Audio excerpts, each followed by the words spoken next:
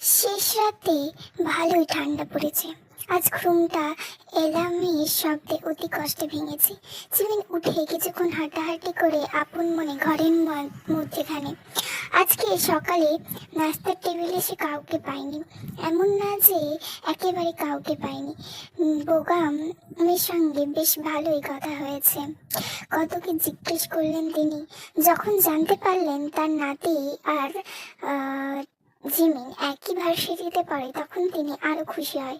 তবে মুরব্বির খানিকটা মন খারাপ করে আবার বললেন, জানো তো দাদু, আমার সুগার মাথার ব্রেনটা ছোট থেকেই এমন তীক্ষ্ণ, আজ পর্যন্ত কখনো রেজাল্ট খারাপ করেনি।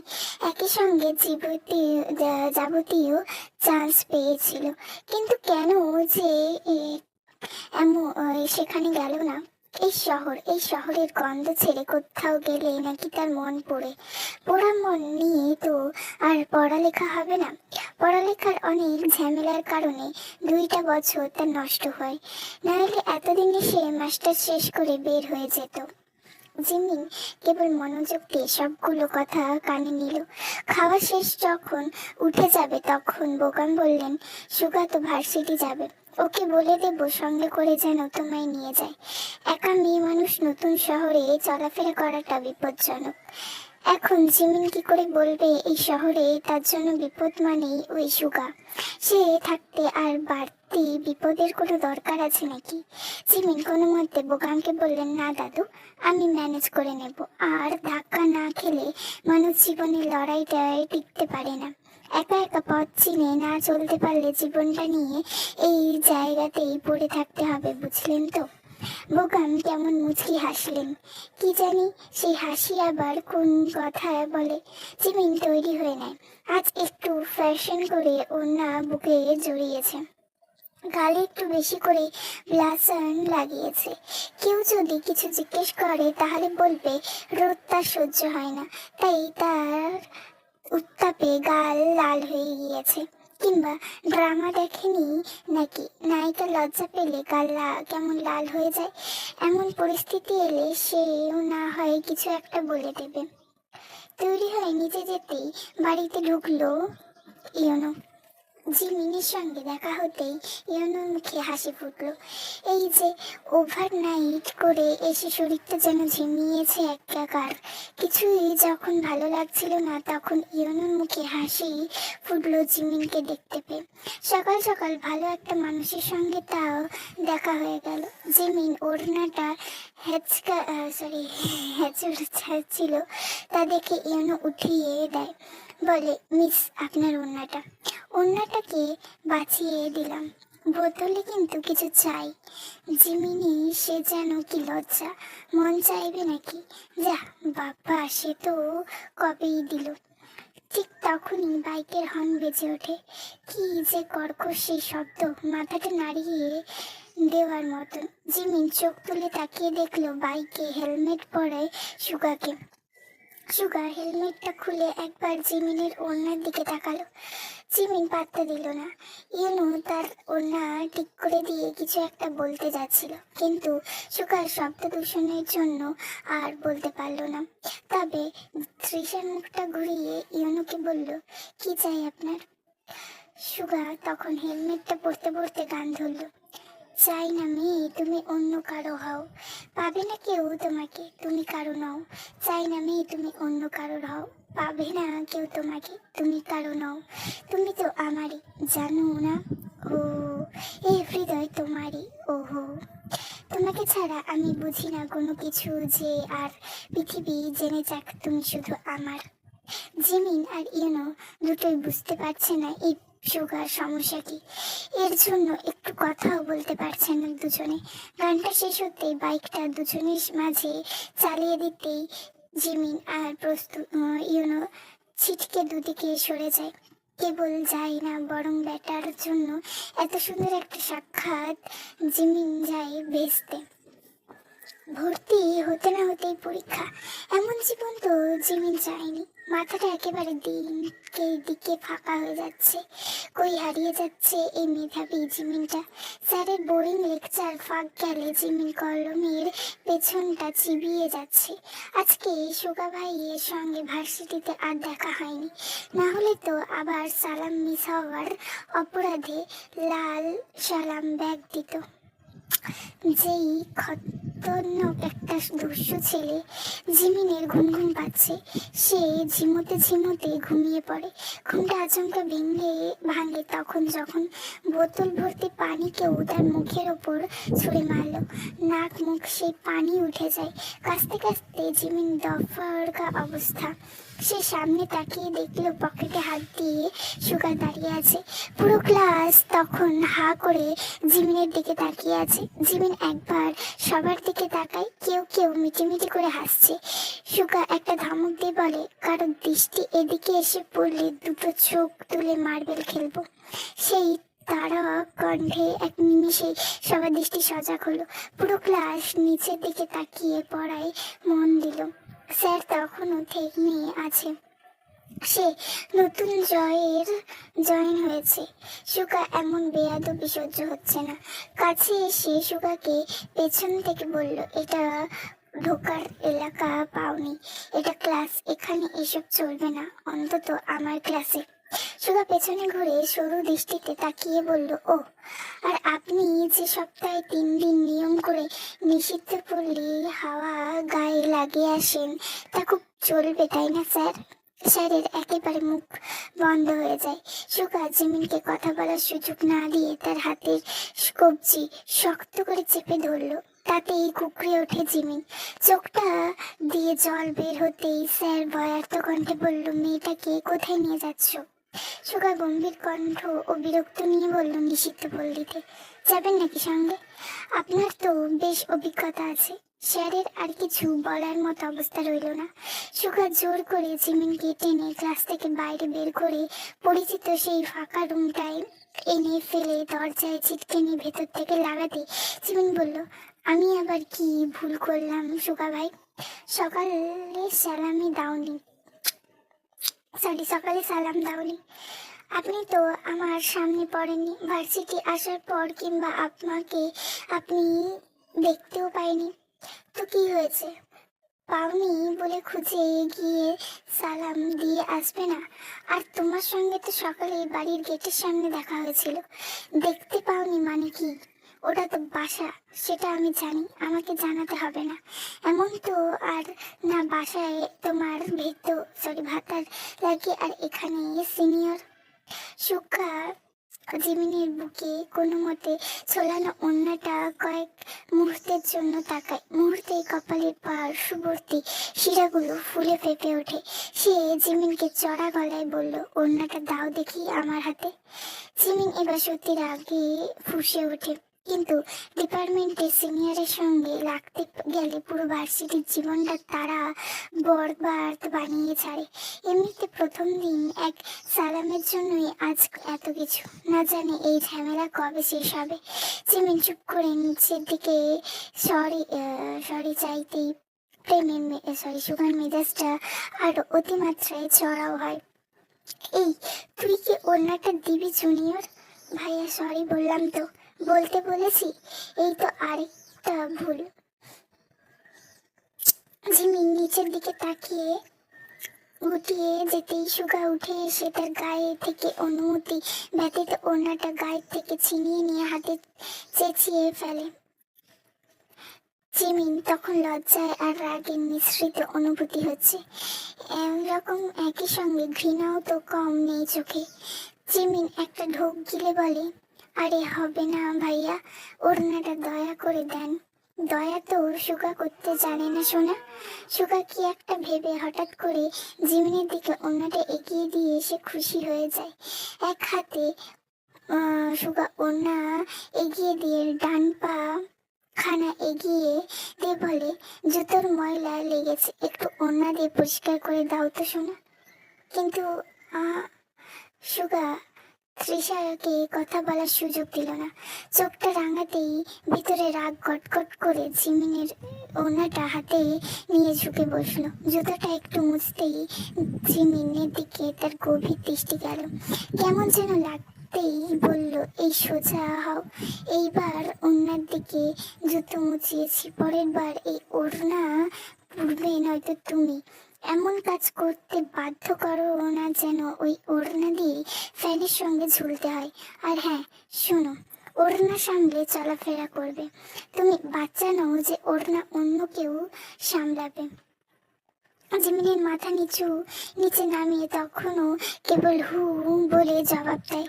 তাতে সুগায় খুব একটা খুশি হতে পারে না। সে তড়াক করে জিমিনের গায়ের থেকে ওড়না নিয়ে ফোন দিয়ে একটা ছবি তুলে কাকে যেন পাঠায়। জিমিন কিছু বুঝে ওঠার আগেই বলে, আজ কি হয়েছে? কথা মুখ দিয়ে বের হচ্ছে না কেন? সকালেও খাওনি? এই হাঁ হু হা শোনার জন্য সুগা এখানে আসেনি তো। কি শুনতে চান ভাইয়া? আপনি যা শুনতে চান তাই বলবো। আর আমার অন্যা যার মনে চাই সে সামলাবে, এখানে কারো যায় আসার তো কথা না। সুগা জিমিনের দিকে তাকায়, প্যান্টের পকেট থেকে লাইটার বের করে এগিয়ে দেয় জিমিনের দিকে। সুগা সরু চোখে জিমিনের দিকে তাকিয়ে সিগারেটটা ঠোঁটে চেপে ধরার আগে হাঁক ছাড়ল, সোনা সিগারেটটা ধরিয়ে দাও। জিমিনের মুখটা আরো কালো হয়ে গেল। মনে মনে হয়তো বলছে, আরে সুগা, আপনি তোমার পাছায় আগুন ধরিয়ে দেব, খালি আমার সময় দাও। কি হলো জিমিনের বাচ্চা, কথা কানে যায় না? যাওয়ার অনেক রাস্তার নাম সুগার জানা আছে, ট্রাই করে দেখবো নাকি? জিমিন একটা দীর্ঘশ্বাস ছেড়ে সুগার হাত থেকে লাইটারটা নিয়ে দূরত্ব বজায় রেখে সিগারেটটা ধরানোর চেষ্টা করে। তবে দূরত্ব একটু বেশি হয়ে যাওয়ার ফলে চেষ্টা করেও পারছে না। সুগার সে দৃশ্য দেখে মোটেও হাসি পায় না। তাতে মানুষ শেষ কবে হাসতে দেখেছে মনে নেই। সুগা জিমিনের হাত ধরে তাকে নিজের কাছে টেনে আনে। জিমিনের ভারী নিঃশ্বাস তার গায়ে পড়তেই সুগা চোখে চোখ রাখলো। নীরবতা ভেঙে হঠাৎ করে বলে উঠল, গরম নিঃশ্বাস আমার গায়ে পড়লে তোমার নিঃশ্বাসে নেওয়ার পথ আমি বন্ধ করে দেব। আমার গরম সহ্য হয় না।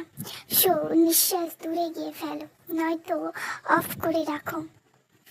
জিমিন মুখ বুঝে কেবল সহ্য করছে। ভার্সিটিতে সিনিয়রের সঙ্গে ঝামেলা করলে স্যারেরাও আসে না বাঁচাতে। তাই জিমিন সারা রাত ভেবে ঠিক করেছে সুগার সঙ্গে তর্কে যাবে না, কারণ যত নাড়ানো হবে তার গন্ধ ততই ছড়াবে। সব কথা মেনে চললে এক সময় সুগার নিজে বিরক্ত হয়ে তাকে বিরক্ত করা ছেড়ে দেবে। তাই এত পেঁচানোর দরকার নেই জিলেপির মতো। জিমিন সিগারেটটা ধরিয়ে দিতেই সুগা লাইটার কেড়ে নিয়ে তাতে দূরে ঠেলে দেয়। তারপর তারই দিকে চেয়ে ধোঁয়া ছাড়ে। হাতের ওড়নার দিকে একবার তাকিয়ে লাগিয়ে দেয় সেখানে আগুন। জিমিনের মনে ঠিক এমন করেই আগুন জ্বলছে, কারণ সে ভাবতেও পারেনি সুগা তার ওড়নাটা পুড়িয়ে দেবে। ওড়নাটা তার কি এমন ক্ষতি করেছে? কিছুক্ষণের মধ্যে কেউ একজন রুমের দরজায় নক করতেই সুগা উঠে গিয়ে দরজার সামান্য ফাঁকা করে একটা শপিং ব্যাগ নিল। সেখান থেকে একটা এমন রকমের দেখতে ওড়না বের করে সুগা তার শরীরে ভালো করে তা জড়িয়ে দিয়ে বলে, গলায় ঝোলানোর জন্য ওড়না দেওয়া হয়নি, যেভাবে ওড়নাটা পরিয়ে দিয়েছি তেমনই যেন সবসময় থাকে। এখানে ভালো ঘরের ছেলেমেয়েরা পড়ালেখা করতে আসে। ওড়না এমনভাবে গলায় ঝুলিয়ে চলাফেরা করে নোংরা পন্টিং মেয়েগুলো অযথা এখানকার পরিবেশ নষ্ট করবে না। জিমিন হা করে নিচের দিকেই তাকিয়ে আছে। এই লোক তাকে ছোঁয়ার বাহনা কখনো ছাড়তে চায় না। জিমিন একটা ঢোক গিলে বলল, এবার আমি আসতে পারি কি? আসল কাজ তো করলাম না, তা এত তারা কিসের? ডায়রিয়া আমাশয় কিছু কি হয়েছে? হলে স্যালাইন আনিয়ে দিচ্ছি, তবু কাজ শেষ না করে ছাড়তে পারবো না। ঠিক আছে, আগে শার্টটা তো খুলতে দাও, তারপর বলছি। জিমিন একটা ঢোক গিলে বলল, মানে? ছাউনির চারপাশে শহরের বিশৃঙ্খল অবস্থা। পুনরায় ঢাকার সরু রাস্তাগুলো বৃষ্টিতে ভিজে চকচক হয়ে উঠেছে। দুই পাশে পুরানো দালান, কার্নিশ থেকে টুপটাপ করে পানি ঝরছে। লোহার গেট আর জগন্নাথ বিশ্ববিদ্যালয়ের লালচে দেয়াল বৃষ্টির পানিতে আরো গাঢ় হয়ে উঠেছে। গেটের সামনে জমে থাকা কাদা মাখা পানিতে রিকশার চাকায় ঢেউ উঠছে বারবার। রাস্তার পাশে সারি সারি ফুচকা চটপটির দোকান। বৃষ্টিতে ওদের টিনের ছাউনি থেকে পানি গড়িয়ে পড়ছে। দোকানিরা তাড়াহুড়ো করে ভেজা পলিথিন টেনে রেখেছে খাবারের ওপর। একপাশে চায়ের দোকান কেটলির ধোয়া বৃষ্টির ভেজা হাওয়ার সঙ্গে মিশে যাচ্ছে। গরম চায়ের গন্ধ, ভিজে মাটির গন্ধ আরো তীব্র হয়ে উঠেছে। ছাউনিটা নিচে সিমলার মতন আরো কয়েকজন দাঁড়িয়ে, কারোর হাতে বই, কারোর হাতে ভেজা ছাতা। অটো আর সিএনজি চালকেরা সুযোগ বুঝে বেশি ভাড়া হাঁকছে। ভাই, বৃষ্টি কম, ভাড়ায় যাব না। চারিদিকে পানি জমে যাওয়ায় গাড়ি, রিকশার হর্ন আর পানির ছিটে একসঙ্গে মিশে শহরে নিজস্ব কোলাহল তৈরি হয়েছে। আকাশটা ভারী ধূসর, সূর্যের আলো একটুও নেই। হাওয়া কেমন ভ্যাপসা, কিন্তু বৃষ্টির জন্য খানিকটা স্বস্তিও আছে। ছাউনিটা পুরনো লোহার তৈরি, উপরে ঢেউ টিন, চারপাশে আধা ভাঙা দেওয়াল। বৃষ্টির পানি টুপটাপ করে ফোঁটা ফোঁটা পড়ছে ছাউনি থেকে। কিছু জায়গা চুইয়ে ভেতরেও ঢুকছে। ভেতরে দুটো লম্বা বেঞ্চ আছে, কাঠের রং মলিন হয়ে গেছে, কোথাও কোথাও ভিজে পিচ্ছিল। চারিদিকে স্যাঁতস্যাঁতে গন্ধ, এক কোণে আবর্জনা জমে কাদার সঙ্গে মিশে গেছে। সেই বেঞ্চ গুলোর দখল করে বসে আছে কিছু বখাটে ছেলে। ওরা এখানে প্রায় আড্ডা দেয়, সিগারেটের ধোঁয়া ছাড়ায় উঁচু গলায় গল্প করে। আজ বৃষ্টির কারণে আরো খামখেয়ালি হয়ে উঠেছে। শিমুলকে ভেজা কামিজে দাঁড়িয়ে থাকতে দেখে ওদের চোখ চকচক করে উঠল। একজন মুচকি হেসে কনুই দিয়ে পাশের জনকে ঠেললো। দেখ দেখ, ভিজে গেছে পুরোটা। আরেকজন সিগারেটের ধোঁয়া ছাড়তে ছাড়তে বলল, ছাতা নাই বুঝি? আমাদের ছাতার নিচে আসলে তো ভিজতে হতো না।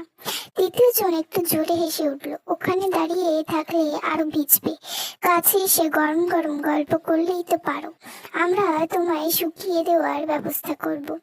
ওদের দৃষ্টি তের গায়ে এসে বিচ্ছে বারবার। কেউ খোলা চোখে তাকাচ্ছে, কেউ ঠোঁট বাঁকিয়ে হাসছে। তের অস্বস্তিতে একপাশে সরে দাঁড়ালো, কিন্তু ছাউনির নিচে জায়গা কম, ওরা ইচ্ছে করে আরো কাছে সরে আসছে।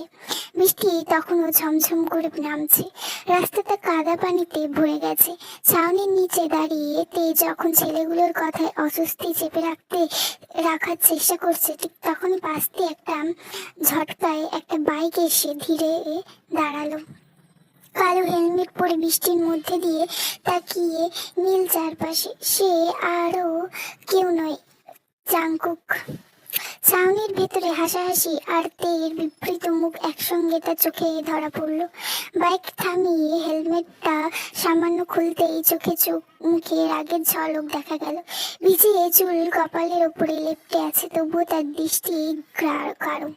চাঙ্কুক বাইক থেকে নেমে তের দিকে এগিয়ে গেল। তের চোখে তখন বিস্ময় আর স্বস্তির একসঙ্গে বেঞ্চে দাঁড়িয়ে থাকা ছেলেদের হকচকিয়ে গেল। কিছুক্ষণ আগে যারা হেসে খুনসুটি করছিল, তারা এখন কেমন গম্ভীর হয়ে একে অপরের দিকে তাকালো। জাংকুক এসেই একটা ছেলের ঘাড়ে হাত রেখে বলল, ওহে জুনিয়র, তোমার ডিপার্টমেন্ট কি? আর সামনের মেয়েটাকে কতখানি ভালো লেগেছে? ছেলেগুলো বুঝতে বাকি রইল না, ক্ষমা চাওয়া শুরু করলো। তাতে কি আর জাংকুকের মন ভরে? 2-4টা কিল ঘুষিয়ে দেওয়ার তো তার জন্য একেবারে ফরজ কাজ বলা চলে। সে তাই করে। সে আঘাত করতে গিয়ে হাতটা কেটেও যায়, তবুও পরোয়া না করে না জাংকুক। সে তের সামনে এসে গম্ভীর গলায় বলল, চলো, বৃষ্টি থামার অপেক্ষা করার দরকার নেই, আমি নিয়ে যাচ্ছি। তে আন্তি পান্তি করে বলল, মানে তুমি আমার সঙ্গে যাবে? আমি বাড়ি পৌঁছে দিয়ে আসবো। তের চোখের চশমাটা ঠিক করে জাংকুকের বাইকে বসলো। জাংকুক বলল, হাতটা কাঁধের উপর রাখো। আর শোনো মেয়ে, একদিন বৃষ্টিতে ভিজলে মহা ক্ষতি হবে না, অসুখ করবে, তবুও চলো, একসঙ্গে ভিজবো, একসঙ্গে অসুস্থ হই, ব্যথাগুলো একসঙ্গে অনুভব করি, তীব্র জ্বরে তোমাকে যাতে আমার বারবার মনে পড়ে, কেবল এতটুকুর জন্যই আমার যে প্রেম ব্যাধির বড্ড প্রয়োজন। তে সেই কঠিন কথার কোনো সহজ মানে খুঁজলো, কিংবা কখনো কখনো খুঁজবে কিনা তা জানা নেই। তবে তার ঠোঁটের কোণে হাসি ঠিকই ঠিকরে পড়ল। জিমিন ক্লাসে এসে হাঁপিয়ে শেষে শেষে ক্লাস আজকের মতো এক্ষুনি লেকচার শেষ হয়ে যাবে। এখন আর সুগা ভাই তাকে না ছাড়লেও পারতো। শার্টটা খুলে ওই লোক পিঠ মুভ লাগিয়ে জিমিনকে দিয়ে মালিশ করিয়েছে পিঠটা। কেবল কি তাই, কপালটাও মালিশ করিয়ে নিয়েছে, চুলগুলো টেনেও দিতে হয়েছে। কি একটা জীবন! পরের দাসত্ব করতে করতেই জীবনটা শেষ হলো জিমিনের। ছুটির পর আজ জিমিন একাই বের হলো আজকে। তে একটা ক্লাস করেই বাড়ি চলে গিয়েছে। মনে হয় কিছু একটা হয়েছে। জিমিন গেটের কাছে আসতেই দেখলো ইউনুর গাড়ি। ইউনু গায়ে একটা নেভি ব্লু ব্লেজার, সে চোখে রোদ চশমা লাগিয়ে এক হাত পকেটে গুজে সামনে দাঁড়িয়ে দাঁড়িয়ে ফোন চালাচ্ছে। জিমিন কাছে এগিয়ে আসতেই বলল, আরে আপনি? এই পথে কাজে এসেছিলাম, ভাবলাম বাসাতেই তো যাওয়ার হবে, লাঞ্চের সময় যাওয়ার সময় তোমাকে সঙ্গে করেই নিয়ে যাই। জিমিন ভেতরে সব ক্লান্তি আর কষ্ট এক মুহূর্তে দূর হয়ে গেল। সে গাড়িতে উঠে বসতে যাবে তার আগেই ইয়ানো বলল, এই ওয়েট, বলেই সে গাড়ির দরজা খুলে দিল। জিমিন তো এবার লজ্জায় মরে যাওয়ার মতনই দশা হয়েছে। কি যে সে করবে? এই ইউনো তাকে ভালোবেসে ফেলেছে, তাই না? জিমিন জানতেও তাকে ভালো না বেসে থাকা একেবারে অসম্ভব বিষয়। সে ভালোবাসার মতনই একটা মেয়ে, কি করে ইউনো তাকে না ভালোবেসে থাকতে পারে? গাড়ি স্টার্ট দেওয়ার আগ মুহূর্তে ইয়ানোর ফোনে একটা কল এলো। সে রিসিভ করতেই অফিসার এমার্জেন্সি অফিসে আসতে বলল। বিবাহিত নারীদের সেই লোকটা খুন করেছে তাকে নাকি একজন দেখেছে। লোকটাকে অফিসে আনা হয়েছে। ইয়ানো জিমিনের দিকে একবার তাকালো, তারপর সবটা খুলে বলল, সরি, তুমি কিছু মনে করো না, আমার এমার্জেন্সি অফিসে যেতে হবে। জিমিন মন একটু তো খারাপ অবশ্যই লাগলো। সে একটা নিঃশ্বাস ছেড়ে বলল, সমস্যা নেই, আপনি যে আমার নিতে এসেছেন এটাই অনেক। জিমিন গাড়ি থেকে নামার আগে হঠাৎ ইউনো চোখ গেল সুগার দিকে। সে সবেমাত্র বাইকে উঠে বসেছে, বাসাতেই তো সে যাবে। ইউনো গাড়ি থেকে নেমে সুগাকে ডাকলো। সুগা প্রথমে ইউনোকে দেখে সরু চোখে তাকালো। এই আইনি লোক এলো, এলার্জির আব্বা। সে বাইক নিয়ে কাছে আসতেই ইউনো বলল, জিমিনকে নিতে এসেছিলাম, আমার এমার্জেন্সি কাজ পড়ে গেছে, তুই তো বাসায় যাচ্ছিস, যা না ওকে বাড়িতেই নামিয়ে দিয়ে আয়। বৃষ্টি আপাতত বন্ধ হয়েছে, একটু পরে আবার নামতে পারে হয়তো। সুগা ভাবলেশীন ভাবে জিজ্ঞেস করলো, তো সে কোথায়? আমার গাড়িতে। নামতে তো বলো। ইউনো গাড়ির দরজা খুলে নিজের হাত বাড়িয়ে দেয়, নামো। জিমিন একটু অবাক হয়। ইস, খালি লজ্জা আর লজ্জা। সে ডান হাতটা একটু বেশি লজ্জা নিয়ে ইউনোর হাতের ওপর রাখলো। সুগার তীক্ষ্ণ দৃষ্টি থমকে গেল সেই হাতের দিকে। সে একটা দীর্ঘশ্বাস ছেড়ে বলল, জলদি। খালি আইনি লোকদের ইমার্জেন্সি থাকে না, তাদেরও থেকেও বেআইনি থাকে। সুগাকে দেখে জিমিন মুখটা পেঁচার মতো হয়ে গেল, কিন্তু ইউনো যেহেতু ওই হারে বজ্জাত্রার বাইকে বসতে বলছে, তখন তো আর জিমিন তার কথা অমান্য করতে পারে না। ফিউচার স্বামীর কথা না শুনলে পাপ লাগে। এত বড় পাপ জিমিন কি করে করবে? জিমিন বাইকে উঠে বসতেই ইউনো বলল, আস্তে চালাবি, মেয়ে মানুষ তো। সুগা জোরেই চালাবে। জিমিন আবার জোরেই পছন্দ, তাই না জিমিন? জিমিন থমথমত খেয়ে গেল। এই লোক দেখি তাকে ফাঁসানোর চেষ্টা করছে। জিমিন মেকি এসে বলল, হ্যাঁ ইউনো, আমার আবার জোরে না চালালে চলে না। মানে ইউনো হেসে বলল, কথাটা মাথায় রাখলাম। পাশ থেকে সুগা আবার বলে উঠল, মাথাতেই রাখো, মুখে আর আনার দরকার নেই। বাইকের গতি 300-এর কাছাকাছি। জিমিন খামচে ধরে আছে সুগাকে, বারবার জিজ্ঞেস করছে কোথায় নিয়ে যাওয়া হচ্ছে। মোটামুটি ভালো একটা সময় পেরিয়ে যাওয়ার পর সুগা বাইক থামায়। এতক্ষণ এই জিমিন চেঁচিয়ে তার কানটা ঝালাপালা করে দিয়েছে। জিমিন বাইক থেকে নামার পর চারপাশে ভালো করে দেখলো, এখানে খালি জঙ্গল আর জঙ্গল। এই লোকের কেন যে এত জঙ্গল পছন্দ? কোথায় এসেছি আমরা? সুগা জবাব দেয় না। সামনে একটা ইটের ঘর। বৃষ্টি শুরু হয়েছে বলে সুগা জিমিনের হাতটা ধরে জলদি তাকে ওই ঘরটায় নিয়ে যায়। জিমিন ততক্ষণে চেঁচামেচি শুরু করে দিয়েছে। শেষে বাধ্য হয়ে যখন সুগা তার গালে কষিয়ে একটা চড় লাগায় তখন চুপসে যায় জিমিন।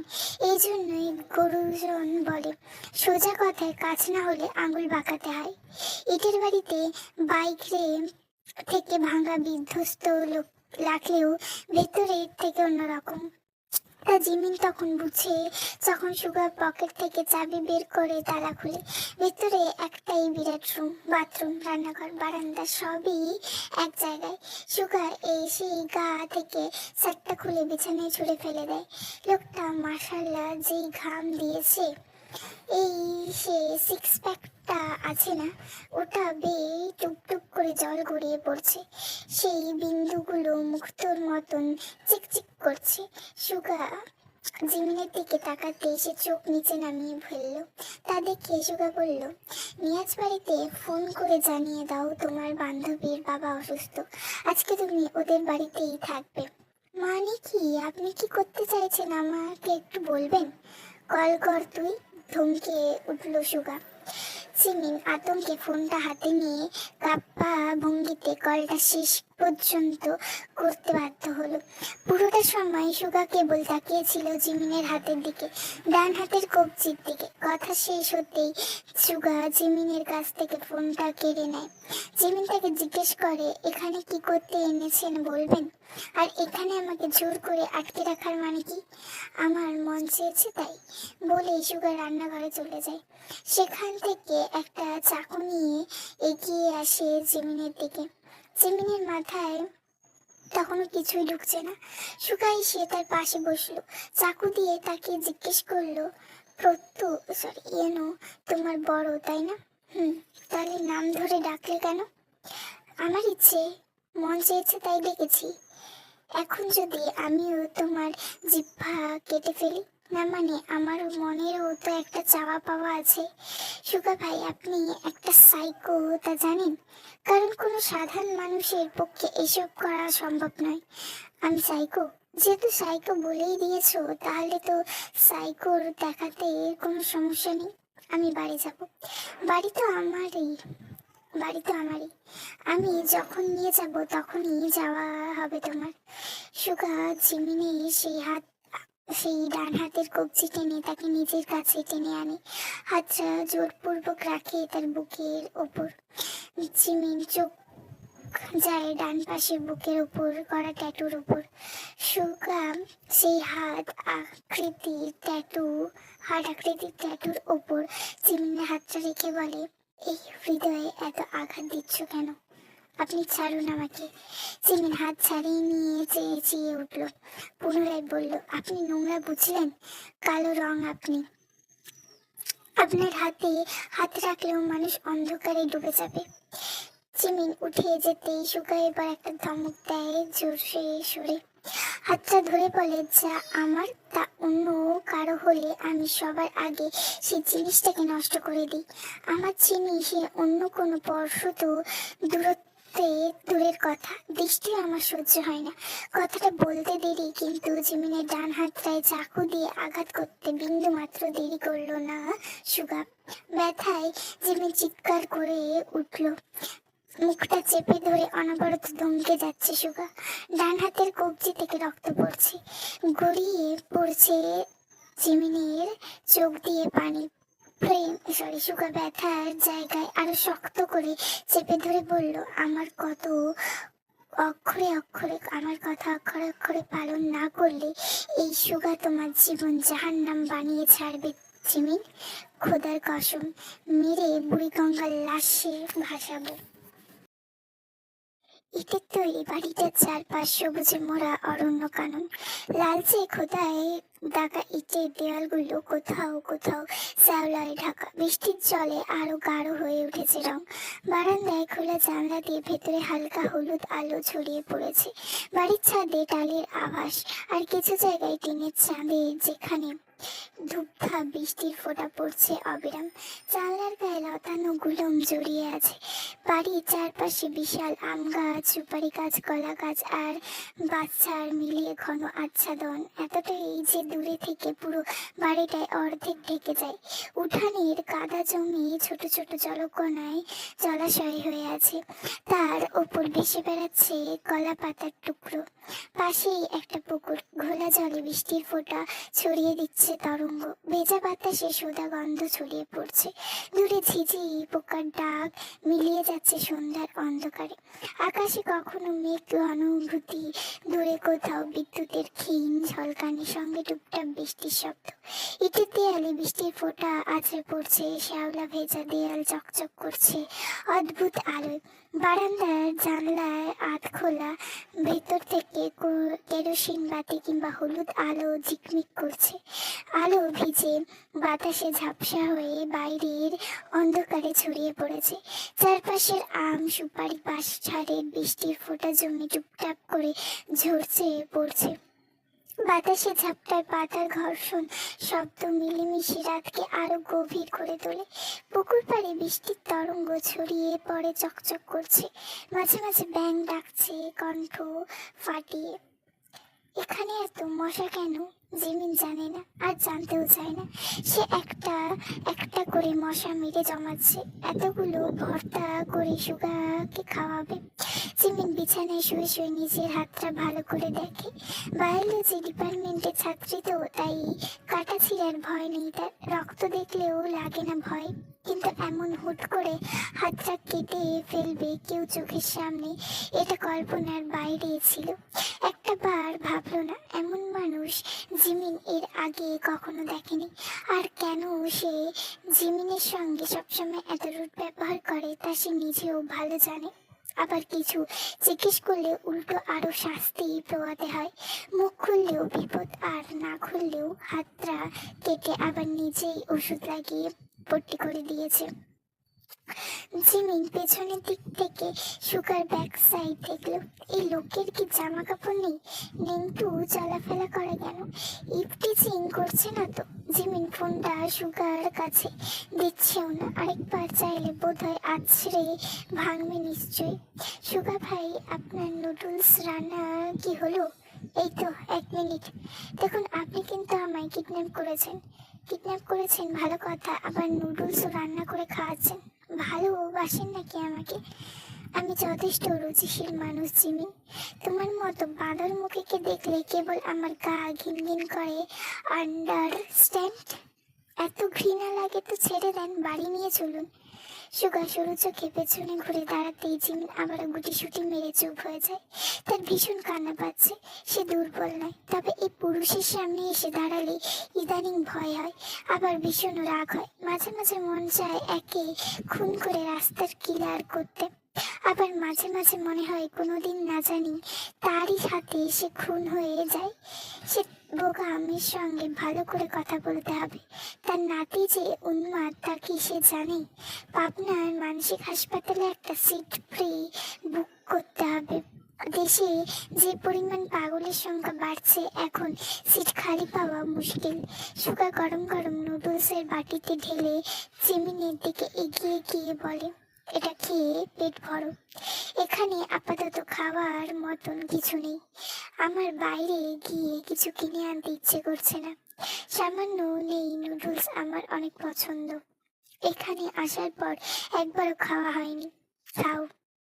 জিমিন গরম বাটিটা ডান হাতে তুলে নিয়ে পারল না। হাতটা কেমন ঝিমঝিম করছে।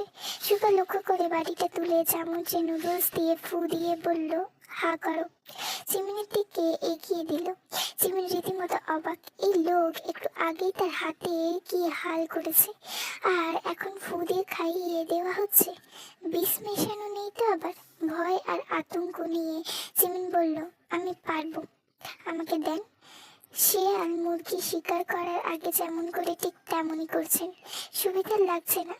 মুরগি আমার এমনিতেও অপছন্দ, আর তোমাকে না বলেছি কথার অবাধ্য হবে না। তাই বলে এমনি আপনি চাইলেই আমি আপনার হাতে খাবো? হ্যাঁ, এমনকি বিষ এনে দিলেও খেতে হবে। সরি টু সে, আমি মাদার তেরেসাও নয় আর মোহিনীও নারীও নয় যে আমাকে বিষ পান করতে হবে। আপনার ইচ্ছে হলে আপনি পান করতে পারেন। এমনিতেও দেশের যা জনসংখ্যা, 2-4টে না মরলে আমাদের ভবিষ্যৎ প্রজন্ম থাকবে কোথায়? ভবিষ্যৎ প্রজন্মের কারিগরকে মেরে যে সে আবার প্রজন্ম করবে। হাউ লেমিং। কিছু বললেন নাকি? নো। তোমার ফোনটা, সরি আমার ফোনটা দেবেন? ইয়ানু ভাইকে একটু কল করতাম। কেন? সরু চোখে তাকালো সুগা। উনি চিন্তায় আছেন হয়তো, বাসায় জানালেও তাকে জানানো হয়নি। তাছাড়া আজকে তো উনি আমাকে নিতেও এসেছিল। তারপর বড় কথা, তার চেয়েও বড় কথা, আপনাকে বলেছিলাম বাড়ি পৌঁছে দিতে, আর আপনি কি করলেন? সুগা হাতের গরম বাটিটা জিমিনের গায়ের উপর ছাড়তেই মুহূর্তেই চিৎকার করে উঠে জিমিন। আপনি কি মানুষ? আমি কি করেছি সুগা ভাই? আমার ভুলটা কোথায়? দুনিয়ার এত মানুষ থাকতে জীবনে কেন আমার বারবার খুন করার জন্য পেছনে পড়ে আছেন? জিমিনের চোখে জল। গরম নুডলসের জলগুলো পড়েছে তার পেটের ওপর। খুব একটা পড়েনি, পড়ার আগেই সুগা ধরে ফেলে। আমি ইচ্ছে করে ফেলেছি নাকি? না না, আপনি ইচ্ছে করে ফেলবেন কি করে? আপনি ইচ্ছে করে কিছু করতেই জানেন না।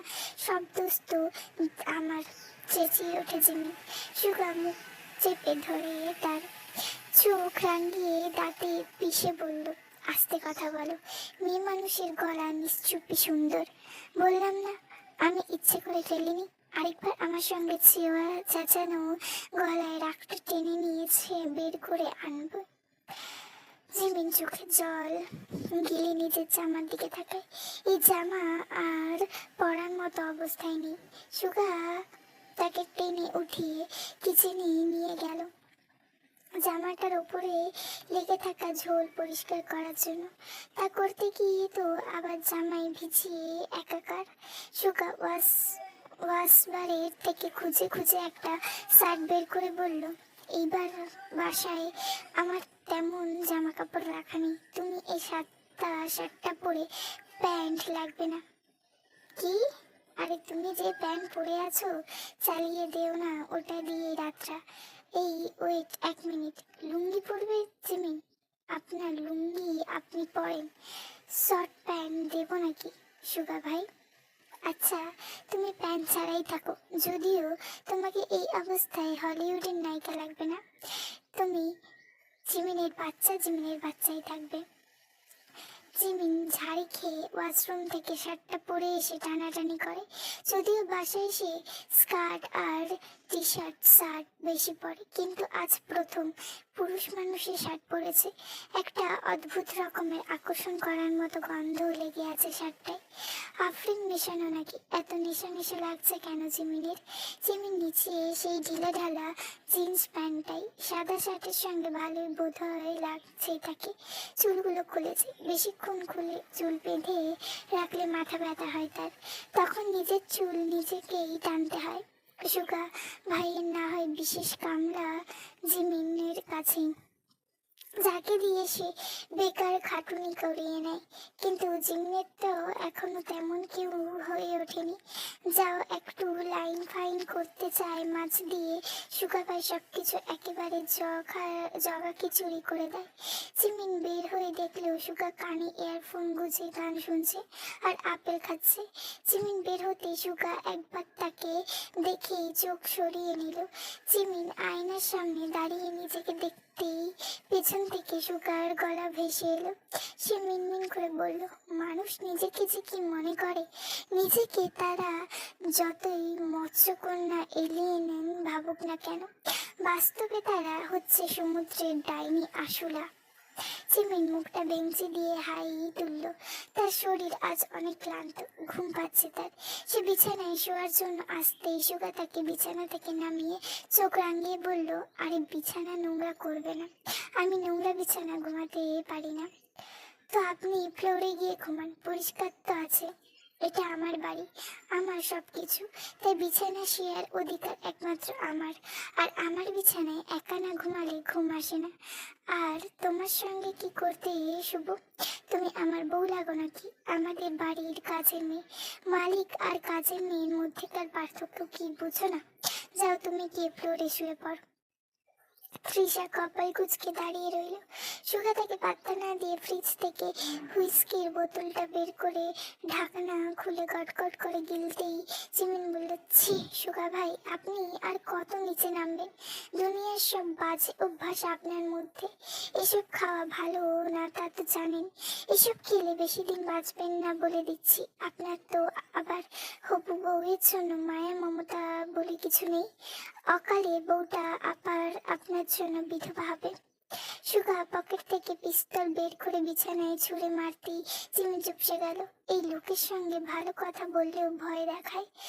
এক কাজ করা যাক, রাতে সুগা ভাই এর ভয়টাই হয় চালিয়ে আর নয় কাঁধে তুলে হাঁটা ধরবে জিমিন। এটা বেচে প্রতিশোধ নেবে। ঘুমাক আগে এই লোক। তবে জিমিন শুনছে মদ খেলে নাকি চারপাশ চোখের সামনে ঘুরে। তাছাড়া কেমন একটা মাতাল মাতাল লাগে। জিমিন মদ খাওয়ার মতো টাকাই নেই, তাই কখনো ট্রাই করা হয়নি। একটা গ্লাস নিয়ে এসে পিট পিট করে সুগা ভাইয়ের দিকে চেয়ে বলল, সুগা ভাই, আপনার মদ খাওয়ায় দেখে আমারও খেতে ইচ্ছে করছে। দেবেন কি একটু? গুঁড়া দুধ ভেবে চেটে খাবো। পরক্ষণেই জিমিনের মনে হলো সুগা ভাই তো তার বজ্জাত হার্টব্রিড করলা, সে জীবনেও দেবে না। ভীষণ কিপটে লোক একটা। উল্টো নাক কুচকে হয়তো বলবে, চিটে চিটে কারা খায় জানো জিমিন? কুকুর নামক একটা প্রজাতি। তোমার না ছবি পোস্ট করার অনেক শখ? তুমি চাটার সময় একটা ছবি তুলে দেবনি। পোস্ট করবার আগে তার সঙ্গে কুকুরের একটা ছবি কোলাজ করে লাগিয়ে ক্যাপশনে বড় বড় করে দেবে, এই মোড়াও তবুও কেন আলাদা। আহা কি হৃদয় বিধারক পোস্ট মাইরি। জিমিন ভ্রম থেকে বের হয়ে একেবারে সুগার দিকে তাকালো। সে একটু করে মদ খাচ্ছে আর ফোনে গোলাগুলির গেমস খেলছে। দিতে মনে চাইলে তার পেছনে একটা গুলি ঢুকিয়ে জিমিন সোফার উপর থেকে বালিশ নিয়ে ফ্লোরে এসে শুয়ে পড়তেই সুগার বাতি বন্ধ করে দিল। তাতেই জিমিন চিৎকার করে উঠল, আরে বাতি তো জ্বালান। আপনাকে আমার সুবিধার মনে হয় না? চেহারা দেখলেই মানুষ চিনতে পারি আমি। সুগা বাতি জ্বালানো না, কেবল নিজের ডান হাতের ওপর মাথাটা রেখে সিলিং ফ্যানের দিকে তাকিয়ে বলল, মানুষ চিনলেই হবে, মনটা চেনার দরকার নেই। আর শোনো, তোমায় দেখলে শরীরে লোম খুব অব্দি নড়ে ওঠে। পিছা পোকা চেনো? ওইসব দেখলে গা যেমন করে ঠিক তেমার মুখটা দেখলেও সুগা ওই রকমই একটা ফিলিংস হয়। জিমিন মুখ পাকিয়ে উল্টো পাশে ফিরে বলল, আপনাকে দেখলেও আমার কোনো বিশেষ ফিলিংস আসে না সুগা ভাই, উল্টো অবশিষ্ট ফিলিংসগুলো নষ্ট হয়ে যায়। সুগা আর জবাব দিল না। ঘুমিয়ে গেছে নাকি আবার? যাক যাক, ভালোই হবে। জিমিন মাথায় কিছু একটা চলছে। বেটা ঘুমাক, তারপর সে না হয় কিছু একটা করবে। আজকে সকালটা এত সুন্দর, মেঘের আড়ালে সূর্যে লুকোচুরি খেলছে। আকাশে ম্লান ধূসর আভা, ভেজা হাওয়া, সামান্য ঠান্ডা ভাব মিশে আছে। ইটের পুরানো বাড়ির দেয়ালগুলো বৃষ্টির আর্দ্রতায় গভীর লালচে রং ধারণ করেছে। বারান্দায় রেলিং ধরে ভিজে কাতর, ভিজা মাটির ঘ্রাণ চারপাশে ভেসে আছে। ফুলের বাগানটা থেকে অন্যরকম একটা গন্ধ ভেসে আসছে। ফুলের ছোট কুণ্ডিতে জমে থাকা জল আকাশকে ধারণ করছে, আর তার উপর ভেসে উঠছে ভোরের প্রথম নরম আলো। ঘড়িতে কয়টা বাজে জিমিন জানা নেই। রাতে কখন ঘুমিয়েছে তাও নয়। বাইরে ঠান্ডা ঠান্ডা ভাব সে সুগার বুকের মধ্যে একেবারে গুজে যায়। উষ্ণ বুকে কেবলই একরাশ উষ্ণতা ছড়িয়ে আছে। জিমিন হাত দিয়ে শক্ত করে সুগাকে জড়িয়ে ধরে আছে। পা জড়িয়ে উঠিয়ে দিয়েছে সুগার গায়ে। আবার আরাম করে ঘুম দিয়ে হয়তো ভাবছে কোল বালিশটা আজ কেন অন্যরকম লাগছে। হঠাৎ নড়ে চড়ে হালকা চোখ ফেলতেই জিমিন তো মাথা আকাশ থেকে ভেঙে পড়ার মতো অবস্থা। সে এক ঝটকায় উঠে বসে চেঁচিয়ে ওঠে, সুগা ভাই, আপনি আমার সঙ্গে কি করছেন? আমি বিছানায় কেন? সর্বনাশ হয়ে গেল রে আমার। পাশ থেকে সুগা জিমিনের বালিশটা নিজের মুখের উপর দিয়ে বলল, আরে ভাই, ঘুমাতে দিবি? সর এইখান থেকে, নাইলে মারবো এক লাথি। সুগা ভাই, অনেক হয়েছে। আমি এক বিছানায় কেন? আপনি আমার সঙ্গে লিপ্টে ছিলেন কেন? সুগার চোখে তখনও ঘুম। সে ঘুম চোখে মুখের উপর থেকে বালিশটা সরিয়ে কোনো মতে চেয়ে বলল, তুমি আমার বিছানায় আছে। জিমিন আমার এখানে তুমি এসেছো, ছেলে দেখলে মাথা নষ্ট হয়ে যায়, তাই না? আমার সর্বনাশ করে এখানে ভালো সাজার নাটক করছো জিমি। বাই দা ওয়ে, রাতে আমাদের মধ্যে কি হয়েছে মানে মনে নেই? না থাকার কথা। লোড বেশি পড়লে মানুষ অনেক কিছুই ভুলে যায়। সোনা, না বলো হ্যাঁ। সুগা বাচ্চার আম্মুর হওয়ার জন্য এত নিচু উপায় ব্যবহার করলে? ছি জিমিন ছি। তোমার আইনের লোক ইউনোর কাছে রিপোর্ট করছি, ওয়েট। জিমিন কাঁদো কাঁদো গলায় ঘাবড়ে বলল, এই না সুগা ভাই, তাকে কিছু বলবেন না, বদলে আমার সব কথা শুনবে তো? হুম সব। সব। সুগা স্বাভাবিক হয়ে বলল, তাহলে কাছে আসো। কাছে আসার নাম করে সুগা জিমিনকে দিয়ে জোর করে বিছানা গুছিয়ে নিয়েছে। সে মহারাজ এখন আবার গোসলে গেছেন। এই বৃষ্টির মধ্যে কে এত সকাল সকাল গোসল করে?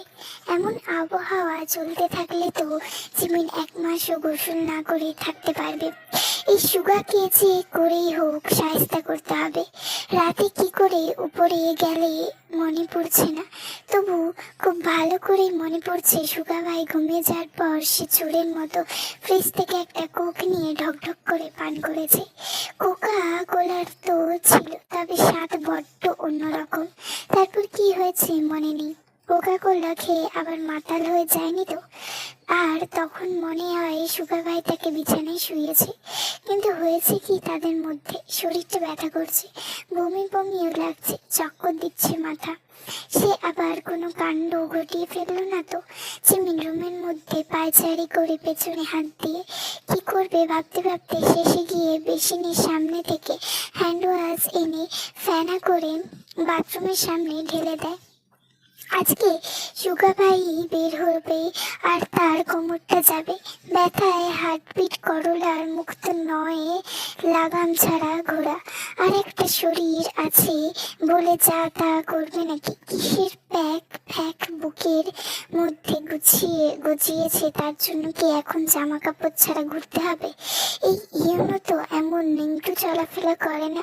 জন্মের সময় হয়তো এই সুগা পাতলা খানের তার মা চোখের নিচে কাজল দেয়নি। কাজলের অভাবে হয়েছে একটা নির্লজ্জ হতচ্ছাড়া। সুগা গোসলখানা থেকে বের হয় কালো রঙের একটা তোয়ালে নিচে পেঁচিয়ে। গলায় সেই কালো টাইটনের মতন দেখতে চেনটা ঝুলছে। সম্ভবত ওটা কাইটনের হবে। কেবল তার মাথায় একটা গিটারের লকেট আলাদা করে অ্যাডজাস্ট করা। সুগা ভাইয়ের ঝাঁকড়া ঘাড়ো চুলগুলো থেকে টপ টপ করে জল গড়িয়ে পড়ছে। চুলে সে পানি সুঠাম দেহে গড়িয়ে কোথায় যেন হারিয়ে যাচ্ছে। আকর্ষণে সকল মাত্রা ছাড়িয়ে এই পুরুষ হয়ে উঠেছে মাত্রাহীন সুপুরুষ। তার বাদামি রঙের চোখের মনিতে অদ্ভুত আকর্ষণ লুকিয়ে চাহনি নেকড়েদের মতন। এগুলোকে ফক্স আইল বলে, তাই না? সুগা গোসলখানার দরজার সামনে আগে দাঁড়ায়, বাইরে তার আর পা রাখে না। জিমিন সঙ্গে সঙ্গে বলে, আসেন সুগা ভাই, দেখেন আমি আপনার জন্য জামা কাপড় বের করে রেখেছি। সঙ্গে দেখেন কালো রঙের একটা জাঙ্গিয়া। কম্বিনেশনটা জোশ না? রাতে এত কিছু হলো তুমি গোসল করবে না? এদিকে আসো। হলো মানে? থাক, লজ্জা পেতে হবে না, কাম। আসবো না, লজ্জা নেই আমার। আপনাকে আমি ভাইয়ের চোখে দেখি। ভাইয়ের চোখে দেখেও কাল রাত নিজের কার্য হুসুল করলে, না জানি স্বামীর চোখে দেখলে কি করতে। আপনি বের হন, দাঁড়িয়ে আছেন কেন? আমি 1 থেকে 3 পর্যন্ত গুনবো, তারপর 1 মুহূর্ত জাস্ট দেরি হলেও ভিডিও কিন্তু সোশ্যাল মিডিয়ায় ভাইরাল হয়ে যাবে। ভিডিও মানে? সেটা ভাইরাল হলেই বুঝবে। রাতে ফ্রিজ থেকে কোক চুরি করে খাওয়া, ওই কোকের সঙ্গে মদ মিশ্রিত ছিল। ওইসব খেয়ে আমার সঙ্গে কি করেছো দেখবে। আমি কাউন্ট শুরু করলাম, 1 2 3 আসছি, ওয়েট। That's my girl. জিমিন ফেনাযুক্ত স্থান থেকে খানিকটা দূরেই থাকে। তা দেখে সুগা সরু চোখে বলে, এখন কি কাছে আসার জন্য কাছে আসার জন্য গল্প শোনাতে হবে? বলেই সে জিমিনের হাত ধরে টান দিতেই জিমিন ফ্যানের সঙ্গে পিছলাকে ধপাস করে পড়ে যায়। সুগা ভাই তো তাকে সাহায্য করলোই না, উল্টো হাতটা ছেড়ে দিল। জিমিন মাটিতে পড়ে ওহ মা গো বলে চেঁচিয়ে উঠতেই সুগা ওয়াশরুমের দরজা লাগিয়ে পুনরায় ভেতরে ঢুকে যায়।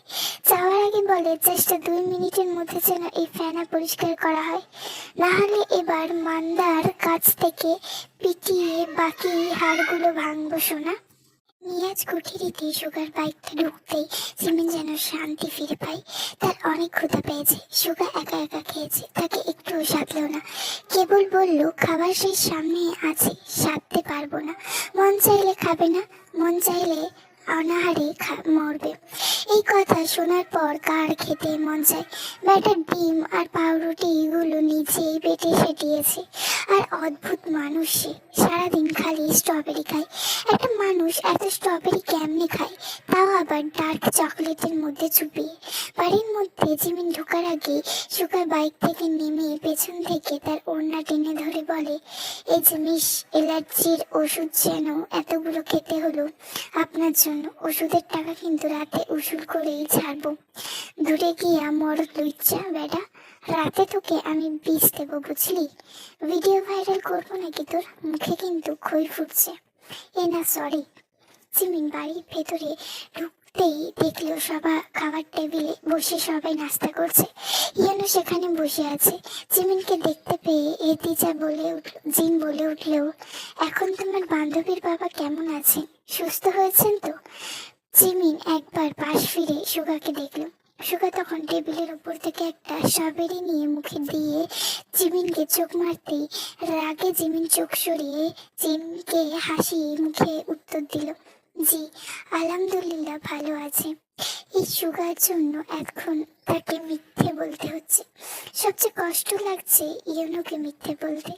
লোকটা যদি কখনো শোনে পুরো একটা রাত সে তার ভাইয়ের সঙ্গে কাটিয়েছে, তবে কখনো কি জিমিনকে আপন করবে? এই একটা কথা ভাবলেই কেমন কান্না পাচ্ছে জিমিনের। বোকাম টেবিল ছেড়ে উঠতেই জিন বাবার সঙ্গে কথা বলার জন্য উঠে যায়। লিসা আজকে না খেয়ে কলেজে গেছে। জিমিন ইউনোর পাশের টেবিলে বসেছে, আর সুগা বসেছে একেবারে জিমিনের মুখোমুখি, নজরটা বাজ পাখির মতন। জিমিন কমলার জুসটা হাত বাড়িয়ে নিতে গেলে ইউনো তার হাত চেপে ধরে বলে, আল্লাহ হাতে কি হয়েছে? তা কিছু না। কিছু না হলে কি ব্যান্ডেজ এমনি লাগিয়েছো? ইয়েনো হাত ধরে বলল, চলো ডাক্তারের কাছে যাই। জিমিন আর চোখের সামনে বসে থাকা সুগার দিকে তাকাতেই আটকে উঠে হাতটা ছাড়িয়ে নিল। কেমন ভয়ানক ভাবে তাকিয়ে আছে। সুগা উঠে যায়। সে উঠে যেতে ইয়েনো তাকে পেছন থেকে ডাক দেয়, এই তোর সঙ্গে কথা আছে। সুগা গিয়েও থমকে যায়। বাঁকা হেসে পেছনে ফিরতেই বলে, আইনের লোক আবার বেআইনের লোককে কেন ডাকে? ইয়ানো গলার টাইট জিমিনকে বলল, জিমিন চাবি নিয়ে তুমি আমার গাড়িতে উঠে বসো। তার দরকার নেই, যাও উঠে বসো গিয়ে। জিমিন মনটা আজকে কেমন যেন লাগছে। এই যে ইয়ানো তার হাত ব্যান্ডেজ এই দেখে কেমন বিচলিত হলো। তাকে ডাক্তারের কাছে নিয়ে যাবে বলে ঠিক করলো। অন্যদিকে হলে এসব নিয়ে জিমিন খুশির সীমা থাকতো না। তবে আজকে কেমন জানি একটা না চাইতেও লাগছে। জিমিন বাইরে চলে যেতে ইয়নো সুগার কাছে এসে বলল, আমি অনেক কিছু লক্ষ্য করেছি সুগা, বি কেয়ারফুল। কেয়ার ফেয়ার তোমায় মানায় আইনের লোক? একটু আগে জিমিনের দিকে এমন ভাবে তাকাচ্ছিলে কেন? আল্লাহ চোখ দিয়েছে সৌন্দর্য দেখার জন্য। সুগা, জীবন কেন নষ্ট করছিস? জীবন নষ্ট করার মালিক আল্লাহ, আমার তো কেবলই উছিলা। বাই দা ওয়ে, মেয়ে মানুষ নিয়ে তোমার এত মাথা ব্যথা কেন? শুনলাম ওই সাইকোটাকে নাকি এখনো ধরতে পারোনি। পারবেও না, চেষ্টা চালাতে থাকো। প্রমাণ পাবে না, কারণ অমন যোগ্যতা তোমার ভেতরে নেই। আমার রাস্তায় পা না দিয়ে নিজের ডিউটি মন দিয়ে করো। খালি মাসে মাসে সরকারি মাইনে আর রেশন নিলেই তো হবে না, ঠিক করে কাজটাও করতে হবে। ইউনোর আগে কটমট করে চোখে চোখ রাখলো সুগার। সুগা তার দিকে তাকিয়ে হাসছে। রাগটা যেন আরো বেড়ে গেল। সে দাঁত পিষে বলল, তোকে টেনে জেলে ফেলতে আমার 1 সেকেন্ডও লাগবে না। কেবল নানা ভাইয়ের কারণে এখনো দুনিয়ায় হাওয়ার কাচ্ছিস, তবে ধৈর্যের একটা সীমা আছে। দেখো ভাই, সেটা সুগার, সেটাই দিক নিয়ে অন্য কারোর নজর আমার সহ্য হয় না। তবে সমস্যা হলো না, যা সুগার ভালো লাগে তার দিকে আবার অন্য কারোর নজর বেশি যায়। I don't like it bro. যেটা আমার সেটা আমি ছিনিয়ে হলেও নিজের করে নিই। আমার জিনিসকে অন্য কারোর নজর পড়লে আমি এই জিনিসটাও নষ্ট করে, আর সে নজর দিয়েছে তাকে দেই। মাইন্ড ইট বলেই সুগার টেবিল থেকে পুরো স্ট্রবেরির ঝুড়ি হাতে তুলেই ইয়নোর সামনে থেকে বেরিয়ে যায়। বাগান জুড়ে রাতের আবহাওয়া আজ অন্যরকম লাগছে। মৃদু শীতল বাতাস বইছে, পাতার ডগা নড়ে উঠেছে টুপটাপ শিশিরে। দূরে কোথাও ঝিঝি পোকার ডাকে নীরবতা আরো গভীর হয়ে উঠেছে। আকাশের গাঢ় নীল রঙে ছড়িয়ে আছে আধো আলো আধারি। মাঝে মাঝে মেঘের আড়াল থেকে চাঁদের আলো গাছপালার ফাঁক গেলে নেমে আসছে বাগানের সরু পথে। জিমিন ধীর পায়ে হাঁটছে লিসার পাশে। দুজনের পায়ের শব্দ নরম ঘাসে মিশে প্রশান্তি তৈরি করছে। গাছের পাতায় জমে থাকা শিশিরে চাঁদের প্রতিফলন ঝিকিমিকি করছে। কোথায় কোথায় জিমিন লিসাকে জিজ্ঞেস করলো, আচ্ছা ইয়ানো ভাই আর সুগা ভাইয়ের মধ্যে তেমন মিল নেই কেন? চোর আর পুলিশের কখনো মিল হয় শুনেছ? সময় হোক জানতে পারবে। সুগা ভাই এমন অদ্ভুত কেন? বাবা মা কোথায় তার? তারা নেই, তাই হয়তো এমন অদ্ভুত সে। জিমিন আর কোনো প্রশ্ন করলো না, হাতটা দিকে তাকালো। বারবার ইয়ানোর স্পর্শ অনুভব করতে চাইলেও চোখের সামনে ভেসে উঠছে সুগার মুখটা, যার বুক সে এই হাতটা দিয়ে স্পর্শ করেছিল, ঠিক সেই হাতটা। এমন কেন হচ্ছে? এই অশুভ লোকটার জন্য এত অনুভূতি কিসের? এসব তো মোটেও হওয়ার কথা নয়। গুড বয় কে রেখে ব্যাড বয়ের প্রতি এত অনুভূতি সৃষ্টির কোনো দরকার নেই। জিমিন আরেকটু এগিয়ে যেতে হঠাৎ পেছন থেকে কেউ একজন লিসাকে ডাকলো। এই যে লিসা ডার্লিং, শুনছো?